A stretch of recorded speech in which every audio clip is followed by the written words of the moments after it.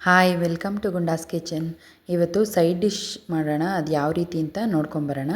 ನಾನಿಲ್ಲಿ ಒಂದು ಅರ್ಧ ಕೆ.ಜಿ ಆಗೋಷ್ಟು ಹೂಕೋಸನ್ನ ತೊಗೊಂಡಿದ್ದೀನಿ. ಇದನ್ನು ಈ ರೀತಿ ಚಿಕ್ಕ ಚಿಕ್ಕದಾಗಿ ಕಟ್ ಮಾಡಿ ಇಟ್ಕೋಬೇಕು.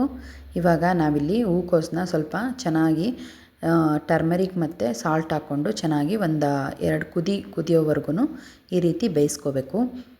ಯಾಕೆಂದರೆ ಈ ಹೂಕೋಸಲ್ಲಿ ಹುಳಗಳಿರುತ್ತೆ. ಅದರಿಂದ ನೀವು ತಣ್ಣೀರಲ್ಲಾದರೂ ಸಹ ಒಂದು 10ರಿಂದ 15 ನಿಮಿಷ ನೆನೆಸಿಟ್ಕೊಂಡ್ರೆ ಉಪ್ಪಾಕಿ ಅದು ಚೆನ್ನಾಗಿ ಇದಾಗುತ್ತೆ. ಆಮೇಲೆ ನಾವಿಲ್ಲಿ ಸ್ವಲ್ಪ ಕುದಿಸ್ಕೊಂಡ್ರೆ ಸಾಕು. ನಾನಿಲ್ಲಿ ಪಲ್ಯ ಸೈಡ್ ಡಿಶ್ ಮಾಡ್ತಿರೋದ್ರಿಂದ ಸ್ವಲ್ಪ ಕುದ್ರೇ ಚೆನ್ನಾಗಿ ಬೆಂದಿರುತ್ತೆ.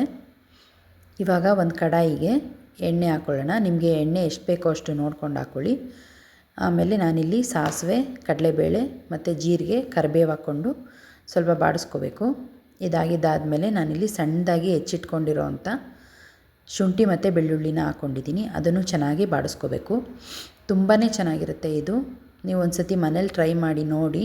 ಸೈಡ್ ಡಿಶ್ ಏನಾದರೂ ಮಾಡಬೇಕು ಅಂತ ಇದ್ದರೆ ಇದನ್ನು ಹೆಲ್ತಿ ವರ್ಷನ್ ಇದು ಮಾಡ್ಕೋಬೋದು. ಇವಾಗ ನಾನಿಲ್ಲಿ ಈರುಳ್ಳಿ ಮತ್ತು ಉಪ್ಪು ಹಾಕ್ಕೊಂಡು ಸ್ವಲ್ಪ ಬಾಡಿಸ್ಕೊಂಡಿದ್ದೀನಿ.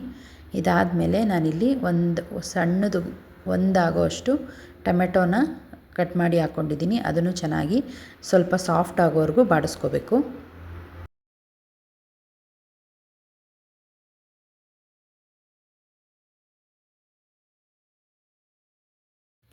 ಇದೆಲ್ಲ ಸಾಫ್ಟ್ ಆದಮೇಲೆ ನಾನಿಲ್ಲಿ ಬೇಯಿಸಿಟ್ಕೊಂಡಿರೋವಂಥ ಹೂಕೋಸನ್ನ ಹಾಕ್ಕೊಂಡಿದ್ದೀನಿ. ಇದನ್ನು ಹಾಕ್ಕೊಂಡಿದ್ದಾದಮೇಲೆ ನಿಮಗೆ ಖಾರಕ್ಕೆ ನಿಮಗೆ ಎಷ್ಟು ಬೇಕೋ ಅಷ್ಟು ನೋಡಿಕೊಂಡು ಖಾರದ ಪುಡಿ ಹಾಕ್ಕೊಳ್ಳಿ. ನಾನಿಲ್ಲಿ ಸ್ವಲ್ಪ ಮಾಡ್ತಿರೋದ್ರಿಂದ ಒಂದು ಅರ್ಧ ಟೇಬಲ್ ಸ್ಪೂನ್ ಹಾಕ್ಕೊಂಡಿದ್ದೀನಿ. ಅದಾದಮೇಲೆ 1 ಟೇಬಲ್ ಸ್ಪೂನಷ್ಟು ನಾನಿಲ್ಲಿ ಧನಿಯಾ ಪುಡಿ ಹಾಕ್ಕೊಂಡಿದ್ದೀನಿ. ಇದನ್ನು ಹಾಕ್ಕೊಂಡು ಚೆನ್ನಾಗಿ ಮಿಕ್ಸ್ ಮಾಡಿ ಹಸಿ ಸ್ಮೆಲ್ ಹೋಗೋವರೆಗೂ ಚೆನ್ನಾಗಿ ಮಿಕ್ಸ್ ಮಾಡಿದ್ದಾದಮೇಲೆ ಒಂದು ಸ್ವಲ್ಪ ನೀರು ಹಾಕ್ಕೊಂಡು ಅದನ್ನು ಮಿಕ್ಸ್ ಮಾಡ್ಕೊಳ್ಳಿ. ಇದು ಸ್ವಲ್ಪ ಮಸಾಲೆ ಎಲ್ಲ ಕುಕ್ ಆಗೋಕ್ಕಷ್ಟೇ ನೀರು ಹಾಕ್ಕೊಳ್ಳೋದು. ನೋಡಿ, ಈ ರೀತಿ ಕಲಿಸ್ಬೇಕು. ಇದಾಗಿದ್ದಾದಮೇಲೆ ನಾನಿಲ್ಲಿ ಕೊನೆಯಲ್ಲಿ ಸ್ವಲ್ಪ ಗರಂ ಮಸಾಲ ಹಾಕ್ಕೊಂಡಿದ್ದೀನಿ. ನೀವು ಕ್ವಾಂಟಿಟಿ ನೋಡಿ ಮಾಡ್ಕೊಳ್ಳಿ.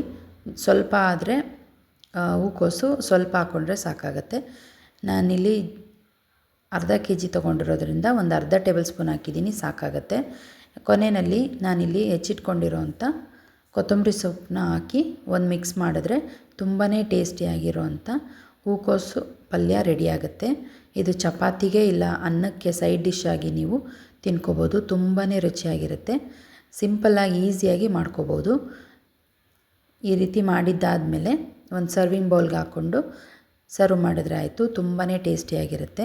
ನೀವೊಂದು ಸತಿ ಟ್ರೈ ಮಾಡಿ ನೋಡಿ, ಆಮೇಲೆ ಗೊತ್ತಾಗುತ್ತೆ ಯಾವ ರೀತಿ ಆಗಿದೆ ಅಂತ. Thank you.